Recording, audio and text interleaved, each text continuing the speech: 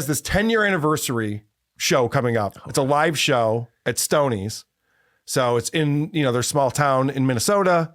And it was supposed to be the roast of Aaron Imholte. Right. He was throwing his own roast. Mm-hmm.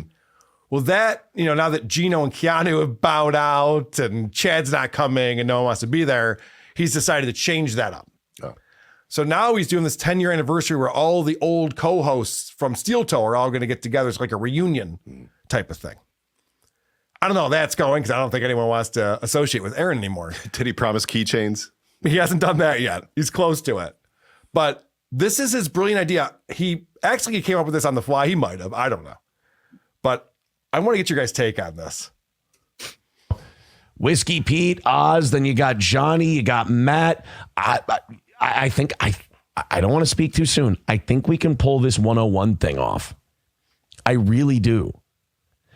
So that's the station he got fired from. Yes. So those are the co-hosts he used to have when he was on the radio. This is his glory days. This is what Aaron pines for. Before the internet was mean to him, he could just go on the radio and spout off and not see comments and, do his thing. And he had these guys. He used to be on the show with them. So he wants to do his 10-year anniversary, even though he's years off the radio. But everyone's going to be like, oh, wow, it's Steel Toe. Okay, so this is the 10 years of talking into a microphone. Yes. Some of which on the radio, the rest in this room. Yeah, or Twitch or whatever else he was doing. Okay.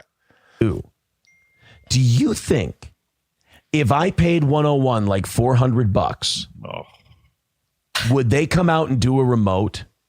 Yes. That's what we've got to do, right? We've got to do we should talk to 101 about doing a remote for the Steel Toe 10th anniversary party. All right. I'm going to let this play a little bit longer, but before I do that, Eric Zane, you've done remotes before, I'm pretty sure. Of course. Everyone who's been in the radio has had to do the fucking remotes. They're brutal. They are awful. Nobody gives a shit. Like you show up somewhere and maybe a couple listeners show up and they're excited to see you. But for the most part, you're just in people's way. They're just like, what the fuck is this guy doing here? Yes. You just try to not just keep the car in between the lines when that happens. Yep. Get it fucking over with and get out. And remotes in 2024. I mean, radio has no listeners anymore, except for Eric Shaw, obviously. Radio has no listeners anymore. It doesn't either, that one. It's only you guys. So the idea that he's going to hire 101 for $400 to do a remote, and that's going to bring in this huge crowd of people, it's going to be this amazing event. No. Well, when I see a kiosk of a fucking radio show at a festival, I move away. No also, shit. Yeah. This can go back to his narcissism. It's breadcrumbing. Narcissisms are like so famous for that. That's their they're like, here's a little bit to keep you interested, just enough before, because I'm not going to commit to it, but I want you to think I'm going to commit to it, just so I have your attention for a little bit to feel good about myself. Wait, you're saying that narcissists don't follow through with all the things they say they're going to do? I wonder if Cedric John's a narcissist. This is embarrassing on many levels because it's embarrassing that he would suggest it. And then it's also embarrassing because the radio station probably will take him up on it because they need the money. Yeah, the price is right. $400, sure. We'll send an intern out. And his enthusiasm about it is fucking embarrassing. This is what gets nuts. So Spaz Kid. This is Stalin 19 clipped this for us. Thank you very much for doing that. This is great. $400 or $500, 101 comes out. Dude, why didn't I think of that before? That is 1,000% what we're doing. Oh. When he said, why didn't I think of that before? Was he talking about 15 years ago? Because that's when that would have been interesting to anyone. Like, radio's dead, Aaron. What are you talking about? He wants to get his show back on the radio. He wants to bring the radio station out to his 10-year anniversary. Nobody cares. Yeah. And we're supposed to be concerned about his fucking goal every day, and he's going to blow $400 on this. Yeah. Give me some money so I can give it to 101 or whatever. Yeah. What are we doing? And that number. Oh, my God.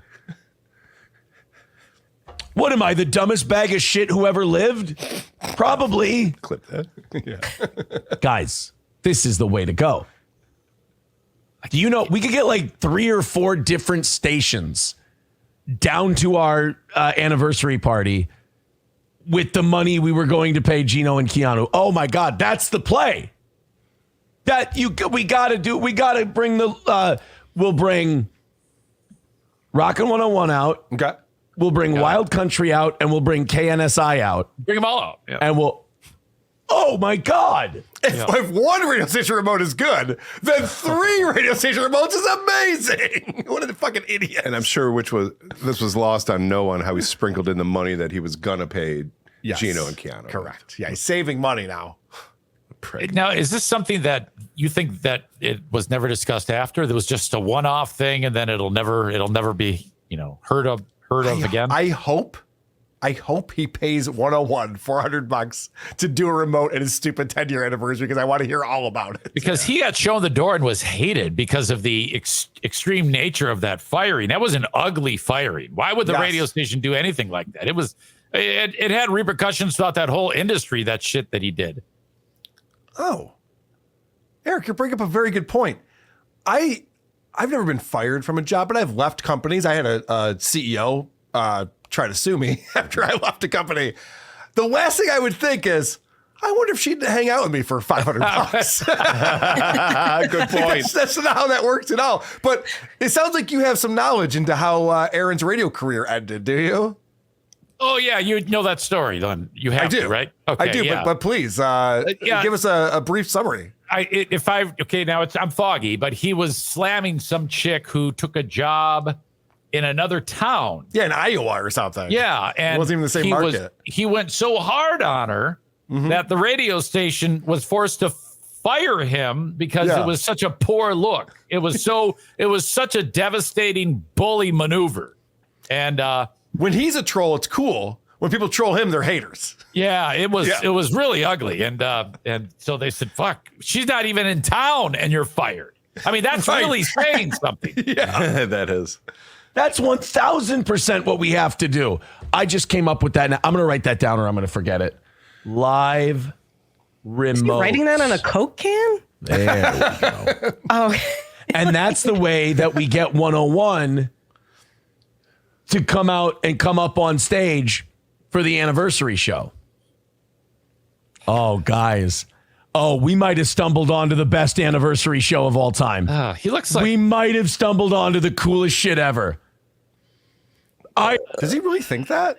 Oh, God. He looks like retarded young Jim Carrey to me. He really does. And you know what's interesting is when you were... because I had heard terrible things about him, didn't have really an opinion. And then I go, oh, he's hanging with Carl. Well, I'll give him a shot. And then he seemed nice. And then this is how much of a mark I am. As soon as you started hating him, I started hating him. Well, it's easy to hate this guy when you actually listen to his show. I wasn't watching or listening to his show, but now it's just turned into this telethon where he's just begging for money nonstop. And it's crazy too, because he's setting himself up for failure. Because he even says, I'll be like, all right, guys, in about 13 minutes, I'm going to have to start really begging. So if you can start giving me money now, I won't have to beg as much. You're like, no, I want to hear you beg. That's the funniest part. The funniest thing that he does on his show is miss the goal.